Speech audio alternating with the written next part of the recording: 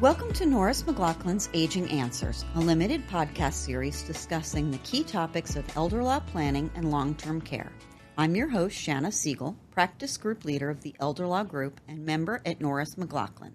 In this episode, I'm joined by elder care strategist Adrian Allotey to talk about solo senior planning. Hi, Adrian. How are you? Hey, good morning. How are you? Good. Glad to be here. Glad to have you. So, Adrian, this is your second time on our podcast. Yeah. So the first time we talked about your practice, you're an end-of-life doula. Yes. But you also work with solo seniors more generally. So do you want to tell us a little bit about how your practice works with solo seniors? Sure. So as you probably know, that number is increasing. And one of the things that I find, which is really, I don't want to use the word disturbing, but which is a concern that we need to address on so many different levels, is the lack of companionship and some fears that go along with that. Do I have a set of eyes on me? Whether it's an emergency, we have a storm coming up, whether it is just making sure that I have food in my refrigerator. So that set of eyes on solo agers really is one of their biggest concerns. And I would say probably for myself too. No, I understand. And I am finding that more and more of my clients are solo agers. And recently I was out on a walk with a bunch of older women, and we were talking about the future, and they were talking about how they were going to solve for this issue of being alone. And, could they do co-housing? Could they, kind of what were their options? It's like 34% of older adults who don't have a spouse, maybe their spouse have passed, or they don't have a significant other or a child who is there to be able to care for them. So, that's a big group of people. Historically, we always kind of relied on our children, right? But that's not the case for so many people. So how do you help seniors who are kind of facing this issue of aging alone? So you really brought up a good point. Those who may have lost, their spouses or, lost their children. And so on top of, the lack of companionship and the eyes on them, they're also dealing with grief, which could definitely, overwhelm that situation. And so I would say that the biggest part of the plan is bringing in the companionship, because isolation, as we know, can affect their health. And so the other thing I would say is that, just planning for those things, planning for the emergencies, considering, how do I bring that world that may not exist? And so you mentioned about, community housing, maybe looking at assisted livings, just to have an extra set of eyes on them so that way they don't feel so alone. No, I really agree. I think that planning is a huge part of it, and that's part of what we do. So one of the things that I wanted to announce is that you're working with us now to be able to support seniors, to be able to kind of marry that legal planning with all of the care planning and to sort of deal with all of those contingencies. Because, I think clients come to me and they won't have done their estate planning because of really simple things. They're like, well, first of all, I don't know who to name as my power of attorney or as my healthcare proxy. But then they're worried about little things like, what's going to happen if I am hospitalized and who's going to know to take care of my cat? Things like that are major issues. The other thing I want to bring up is like safety, right? And so part of the planning, in addition to companionship, is ensuring that they're safe. And then, like you said, not only the cat that needs to be taken care of, but who's going to ensure that if I'm not able to have that voice and have to go to the emergency room and then a hospitalization, who's going to be there to advocate for me to ensure that my wishes, are respected, my value system. And so that's another area that I find that people may call you in the middle of the night because they want that support in those type of environments. Yeah. I know that a lot of people, they kind of laugh at the idea of the bracelet, I've fallen and I can't get up. And, people feel like, oh, that's not stylish. That's only for old people. But there are other solutions to address, which is a real issue in terms of what happens if we have a medical emergency and there's no one in our home who knows about it. Yeah. And I really like the fact that, not just the cat, but like the flowers, the plants in the home, ensuring that the mail is taken in, because we know that mail that is standing around and piling up can present some unwanted visitors into the home. And so you're absolutely right. There's, in addition to the companionship and the safety, we also have those practical things that need to be addressed. Yeah, absolutely.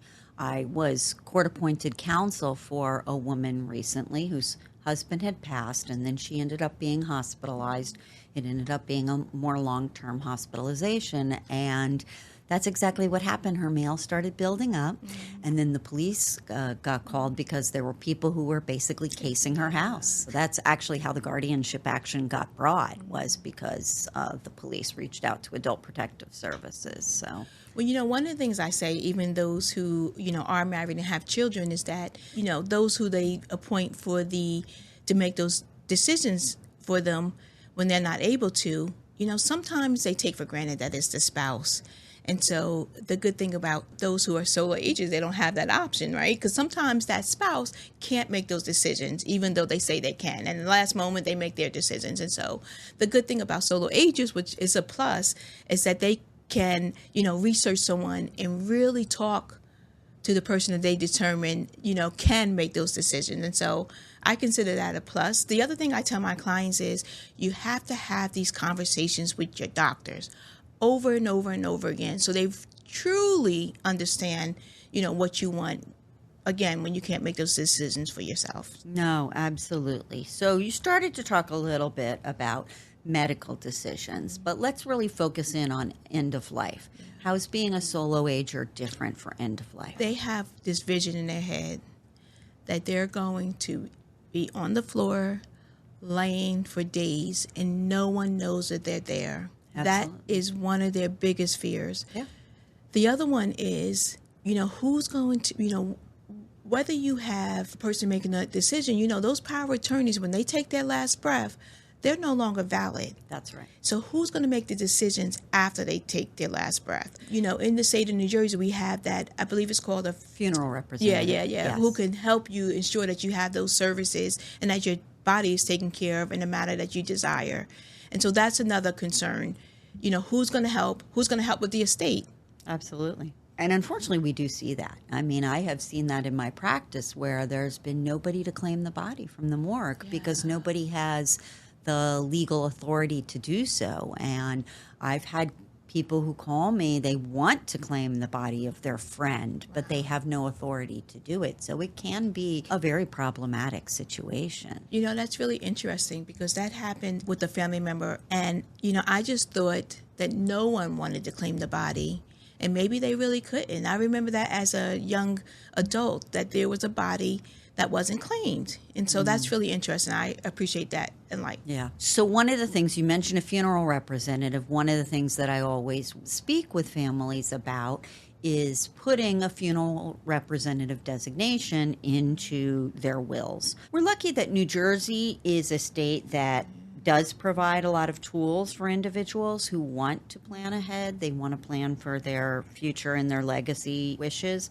So, of course, everybody knows about wills. They may not know that you can have a funeral representative named in it, but they know about wills. And we also have powers of attorney and healthcare proxy, which, we can talk about all of that. But there's other legal documents that can be really helpful for solo seniors that maybe, wouldn't be as common with individuals who aren't alone. So we have revocable trusts. We have healthcare instruction directives, which, as you said, that's really the place where you give the instruction to the individual. It doesn't replace the conversation. That's still very important, but you can really lay out what you want. And in revocable trust, we'll often lay out language about what you want, whether that's aging in place, how to allocate the funds to make aging in place a possibility. So those are all things. But I think the other thing with legal documents is, they don't have to be formulaic.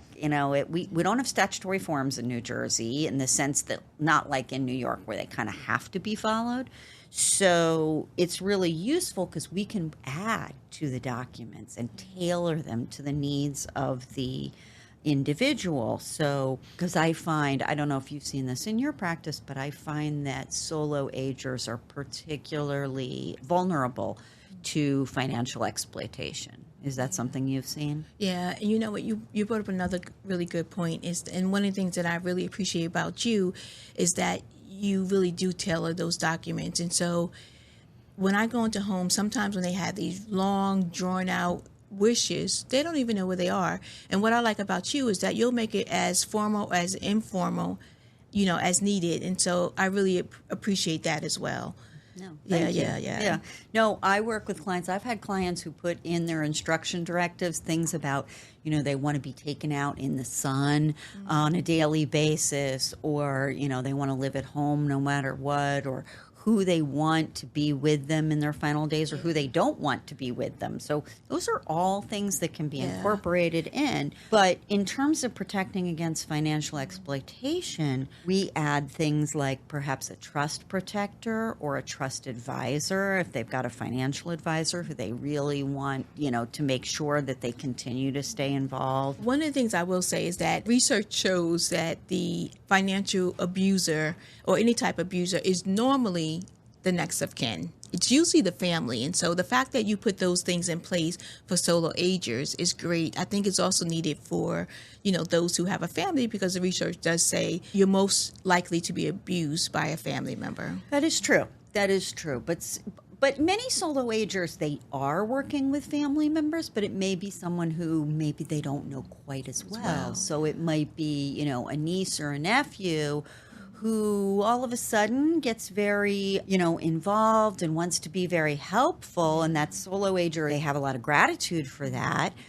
But it turns out that there's maybe not the best motive associated with that. So in that situation, we can put in other things. We can put in monitors, a professional who's maybe not doing all of it, but isn't monitoring on an annual basis.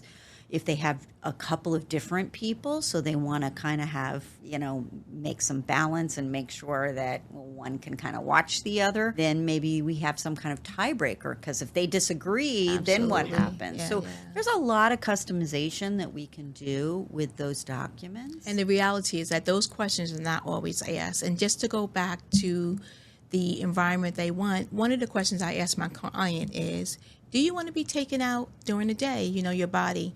Some will say, you know what, I don't want Susan to see me being taken out by the funeral director. And so they'll say, you know what, I want to be taken out at night. And as you know, there's no time limit. As long as the funeral director is directing that body, there's no time limit on when you need to call that funeral. And so sometimes they'll say, no, I don't. And then other clients may say, you know what, I'm so closely tied to my community that maybe they can come out and clap me out. It really is, asking those questions in addition to the legal ones. Yeah, and I think that's really where someone like you, your role comes in, because, I like to work with my clients more broadly and focus beyond the legal documents. But, even at the end of the day, once the legal documents are done, that's really just the beginning of the planning. Yeah. Because all of that emergency planning, all of that contingency, safety net things that, we kind of sort of briefly touched on, that is really best worked on with someone like yourself or a care manager, and really kind of fleshing out, okay, great, you have the legal documents done. Now, how are we going to make sure that your wishes are going to be followed through? Absolutely. And one of the things that I create for my clients is what I call a living well plan. And so you can determine, like when you go into that active dying phase and you can't make the decisions for yourself, what do you want that environment to look like? Do you want the candles? Do you want the essential oils going? Who needs to be called? And like you said, who do you want there? Right. Because people will show up that you may not want in that space. Yeah. No, that's important. So we're talking about end of life. I have to bring up, I know you and I are both really big proponents of POLST, the Practitioner Order on Life-Sustaining Treatment. We're very lucky in New Jersey that we have the POLST being recognized. So that's a medical order, and I find that it's more honored than a living will because it is a medical order, and so it's more likely to have a doctor recognize it. So if I can just interject here. Yeah, absolutely. As much as we have connection now in our healthcare space, where, like the communication, one doctor can, sign in and see what another doctor is saying. I don't think we're quite there as it relates to our documents. And so I tell people, make a bunch of copies, no matter where you go. But even with the post form, because a doctor may, create a post form, but if you're taken out of one environment and going to another, chances are it may follow you, but chances are it may not. And Yeah. so that's really important that you have those copies so that your wishes are, granted. When you go in and they ask for permission to perform, services for you, at that point you should also be able to. Because how many times do we say, do you have a living will? Yes, but there are no continued questions they ask. And Right, so just right. They don't necessarily have a copy of it. No, absolutely. The other thing that always amazes me is, I'll have clients who I'm working with and they have, life-limiting diagnoses, whether it's a terminal illness or just something that, is likely to progress. And no one has had a conversation with them about doing a pulse. And so I'm the one who is bringing up that, so I think that is really great advocacy. And I know that professionals like yourself do work with clients to be able to advocate with their doctors to make sure Absolutely. that their doctors do work with them to do something like that. And speaking of limited time on this earth due to an illness, one of the things that we did not mention, but that I believe that we're lucky to have in the state of New Jersey is medical aid in dying. To be able to 100%. make that choice on when and how you want to, exit this world. And so I think in New Jersey, again, that we're really lucky to have that option.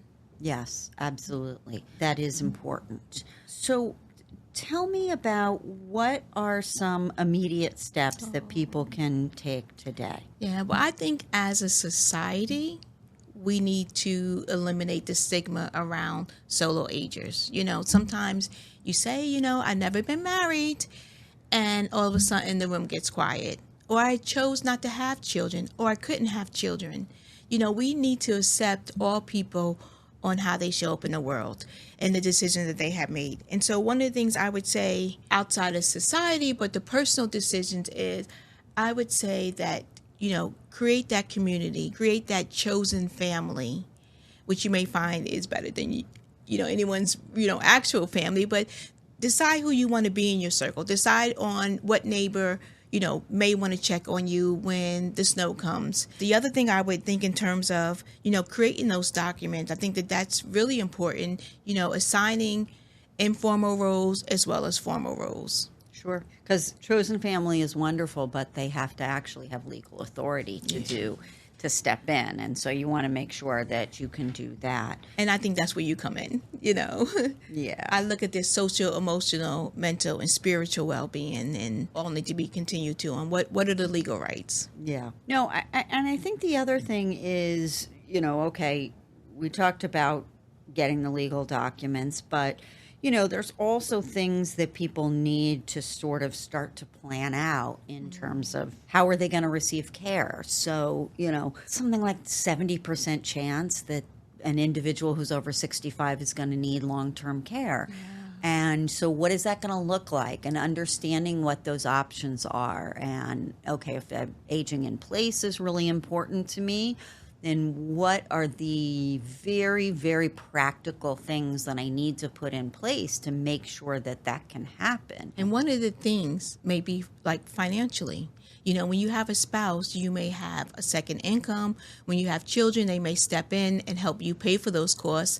And so I think that is also really important that you look at a plan and you look at the resources that are out there to be able to make those, your wishes, especially as, the living arrangements, right? We know the cost of assisted livings. Yeah, no, absolutely. And the studies show that individuals who haven't taken the time to make a specific care plan, they're much more likely to end up aging or passing in an institution. So if it's important to you, you have to plan for it, right? What are your thoughts on long-term care insurance? Is that something that you... I do really, I support it. It's not feasible for everyone, and it may not be appropriate for everyone depending on where they are financially. But I think for many, many people, it is really the difference between them being able to be at home and not. Yeah. Because the cost of being at home can be higher than institutional care in some situations, particularly here in New Jersey where we have high property taxes, maintaining that household. All of those things can be expensive, and then you add the care component, and especially if you can't be alone at night. Yeah. So, but long-term care coverage can make that difference. So it really is so important. Yeah, and I think that, like you said, again, going back to those extra set of eyes, if there's a decline and no one's there to recognize it, Right. and it puts you in a person of, for example, like maybe a cognitive decline or a physical decline, it's great to have that support system in place as it relates to people having a set of eyes on you. And it's so interesting because so much focus on aging in place, and everybody wants to be at home. But that, at the same time, all the studies talk about how loneliness and isolation is, really impacts, your health. And so the question is aging in place the best scenario for many people? And maybe we have to sort of change that mindset of aging in place could be in a senior independent living or a continuing care retirement community, because that is your home now. And yes, maybe you don't want to go to the nursing home side of it, but it doesn't have to mean living in a single family house by yourself. And that's where co-housing or an apartment building that's sort of a naturally occurring retirement community where all the neighbors, are activities, watching. Right? And activities, which you'll find a lot of times in senior buildings. So that kind of thing, I think people really have to reframe their thoughts on what, aging in place means. And I also think that there is like a sweet spot, though, when you do decide, and you have to intuitively know your clients, that sweet spot when it's time to make that decision. Mm-hmm. Sometimes when you go past that, then you're dealing with a response to an emergency. The other thing that I really stress with my clients is it's one thing to have a person in the home. You want to have someone who's cognitively engaging you, who's providing that socialization, and not just a body. So one of the things I tell people is that you can find me, in a 4-star restaurant, or you can find me sitting in the car telling jokes, eating White Castles with a client. Just that cognitive engagement and knowing what it is that they need. And so one of the things I do as part of my Living Well plan is to ask, who are you? Who are you now? And who would you like to be with the proper support? Right. No, that's great. Yeah. And I think that's what we've sort of designed as our approach in terms of dealing with providing that life care plan for people, that we get to know, you can take the time to really get to know the individual, what their goals are, and then we can help support them. How do they get to those goals? Whether it's passing on assets to loved ones or whether it's really using those assets in a way that's going to support whatever lifestyle they want. But they need that support to get there. Yeah. And we didn't really talk about the legacy, right? Like some people choose to donate their financial resources when they take that last breath to like a cause that they really, really, really believe in. Mm-hmm, mm-hmm. No, absolutely.